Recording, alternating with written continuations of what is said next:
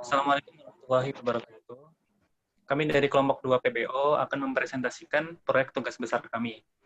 Dimulai dari teman saya, Andin. Baik, di sini saya akan menjelaskan mengenai judul serta latar belakang dan konsep inheritance. Untuk judul dari program kami adalah pengembangan sistem informasi penyewaan pakaian berbasis Graphical User Interface atau GUI dengan menggunakan pemrograman Java. Untuk latar belakangnya sendiri, kita ketahui saat ini telah memasuki era digital, di mana era digital sangat mempengaruhi beberapa bidang yang ada pada proses di lingkungan masyarakat. Salah satunya adalah bidang ekonomi. Nah, pada bidang ekonomi ini ada satu kegiatan bisnis yaitu penyewaan pakaian, seperti berupa baju adat, pengantin, ataupun wisuda. Saat ini pada umumnya penyewaan baju masih menggunakan proses manual, di mana pelanggan atau penyewa perlu mendatangi dari satu tempat ke tempat lainnya untuk melakukan penyewaan. Nah, dari hal tersebut, kita membuat aplikasi ini untuk mempermudah masyarakat dalam mencari pakaian untuk disewa, serta mempermudah masyarakat dalam melakukan konfirmasi pembayaran dengan aplikasi ini. Lalu untuk konsep inheritance yang ada pada program, di sini untuk superclass-nya adalah pakaian sewa, dan subclass-nya ada sewa gaun dan sewa kostum.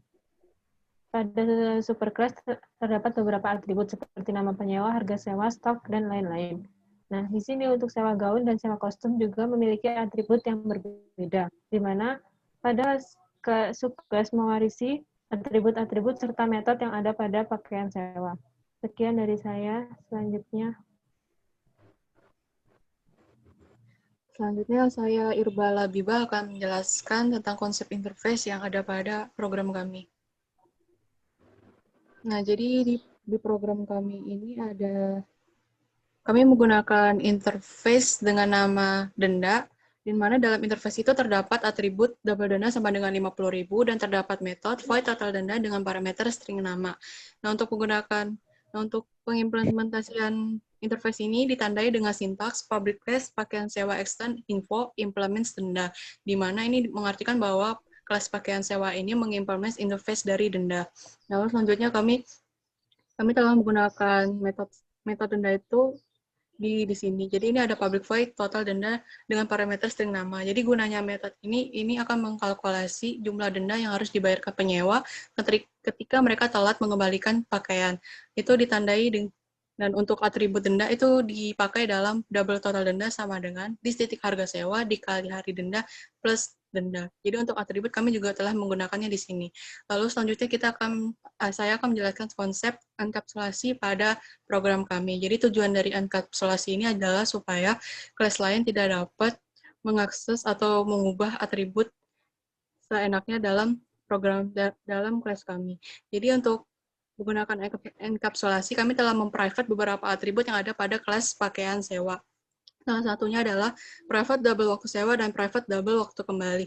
Nah, tentunya saja kita memerlukan bantuan atribut. Kita memerlukan kedua atribut ini dalam program kami, dan untuk menggunakannya kami memerlukan method setter, dan method setter itu udah kami buat di sini. Jadi di sini kami memiliki dua metode setter, public void set waktu sewa dan public void set waktu kembali untuk mengubah nilai dari atribut waktu sewa dan waktu kembali yang udah kami private sebelumnya. Jadi di sini di finish.java di sini ada vampir di sini ada objek vampir yang dibuat dari kelas sewa kostum. Nah, untuk ini mereka mengakses metode set waktu sewa dan set waktu kembali. Jadi mereka menggunakan metode tadi. Jadi nggak bisa nih kalau objek vampir langsung mengakses atributnya secara langsung. Misal dia mau mengakses atribut waktu sewa sama dengan 5. Nah, ini nggak bisa karena waktu sewa itu atributnya private. Jadi harus melewati dua metode yang telah diset sebelumnya. Nah, selanjutnya saya akan menjelaskan konsep metode overloading yang ada pada program kami. Nah, untuk metode overloading itu ada di pakaian sewa.java. Nah, di sini ada dua metode, yaitu metode bernama sewa. Nah, untuk dua metode sewa ini, yang satu itu tidak memiliki parameter dan satunya itu memiliki parameter. parameter string voucher. Untuk metode sewa yang tidak memiliki parameter, dia akan mengkalkulasi harga yang harus dibayarkan penyewa secara normal. Sedangkan untuk metode yang memiliki parameter, dia akan mengkalkulasi harga sewa, harga yang harus dibayarkan penyewa dengan potongan diskon 20%. Nah, untuk penggunaannya ada di finish.java, di mana di sini ada objek vampir dari kelas sewa kostum yang mengakses metode sewa ini dengan memiliki parameter, dan di sini ada objek AB dari kelas yang sama, sewa kostum, dia mengakses metode sewa tanpa parameter. Jadi untuk diingat, untuk vampir dia mengakses dengan parameter, untuk AB dia mengakses tanpa parameter. Jadi di sini bisa dilihat aja di outputnya, di sini ada kita memilih dengan objek vampir, kita mendapatkan diskon 20%. Saat kita memilih objek vampir, biaya yang harus kita keluarkan untuk ini telah dipotong 20%. Bisa dilihat di sini ada price per day, dia 200.000, tapi untuk total kita hanya membayar 160.000. Lalu di sini ada ketika kita memilih Annabelle, di sini kita memilih Annabelle untuk outputnya kita melihat di sini ada price per day-nya 100.000, tapi untuk totalnya kita tetap membayar 100.000. Jadi kita mendapatkan harga normal. Nah, sekian dari presentasi saya. Selanjutnya akan dilanjutkan oleh teman saya.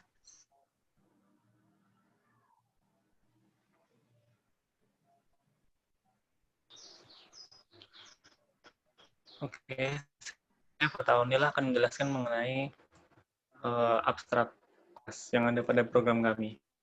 Ini terdapat sebuah kelas abstrak, yaitu kelas info, yang di dalamnya terdapat dua metode. Yang pertama, public abstract void set waktu sewa dengan parameter double waktu sewa, dan juga public abstract void set waktu kembali dengan parameter double waktu kembali. Nah, kedua metode ini merupakan metode abstrak, yang artinya dia masih abstrak dan konkret, belum bisa digunakan. Maka dari itu kita menggunakan konsep override, di mana kita mengimplementasikan dua metode abstrak tadi ke dalam kelas turunannya, yaitu kelas pakaian sewa. Ditandai dengan public kelas pakaian sewa extend info yang merupakan kelas abstrak. Nah, di override ini metode abstrak yang tadi didefinisikan di sini public void set waktu sewa dengan parameter double waktu sewa, dis waktu sewa sama dengan waktu sewa, dan juga public void set waktu kembali, double waktu kembali, dis waktu kembali sama dengan waktu kembali. Kemudian fitur yang ada pada aplikasi kami yaitu pertama, di halaman welcome kita diminta untuk memasukkan nama dan juga jumlah hari yang ingin kita sewa. Nah, kemudian terdapat dua kategori, di mana kategori pertama adalah dress dan yang kedua adalah kostum. Kita pilih kostum. Nah, di sini terdapat dua kategori lagi, yaitu Avenger dan Halloween.